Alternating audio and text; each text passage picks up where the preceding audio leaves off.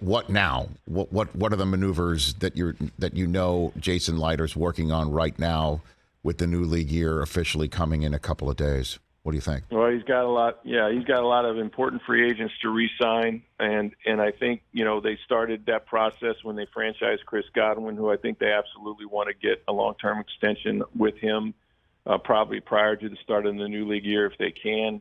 That's when the salary cap matters, and that's $19.2 million that they would rather not have in that form on the cap, and so.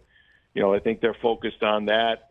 They obviously, I mentioned that they re-signed, a guard, really two of them if you count Aaron Stenny. So they're going to have the 5 linemen that started the Super Bowl and 2 other playoff games, which isn't a bad place. They got to do some work at receiver. We know Godwin's re-signed, but they were thin at that position, whether that's through the draft.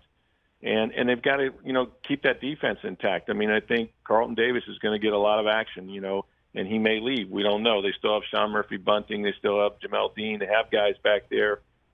Jordan Whitehead is a real impact safety that they would like to keep if they could. And then you've got guys like Sue, who I'm not sure if he moves on or not, and JPP or different situations because they're older players. And I think they want to get younger on the defensive line. But the goal is, let's build a championship team. And when you have Tom Brady, you're in the mix.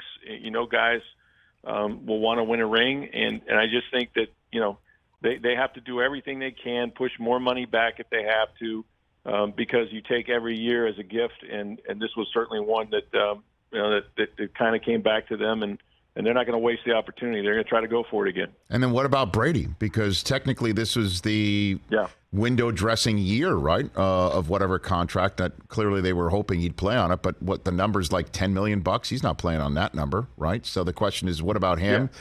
And do we see a contract with a so-called, window dressing year to push things around salary cap that will leave us over the next year wondering if Brady will play that one too, right? Like what about that?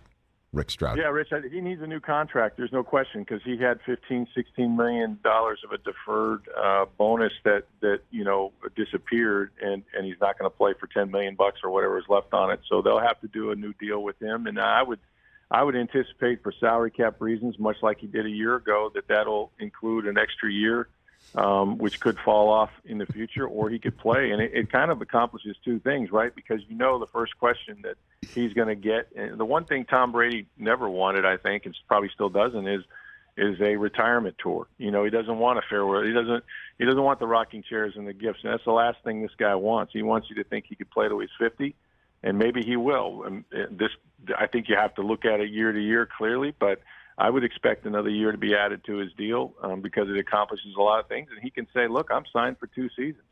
I'm not thinking about next year. I'm focusing on winning. I know exactly what he's going to say. So that'll absolutely happen sooner than later. And then Gronk is a formality for the Tommy and Gronky show, right? That's a man. It's got to be, right. I mean, that's such a good thing, and I can picture him now yelling at it. Hey, Mom, where's my football pants? That whole thing is probably going on in Gronk's house right now.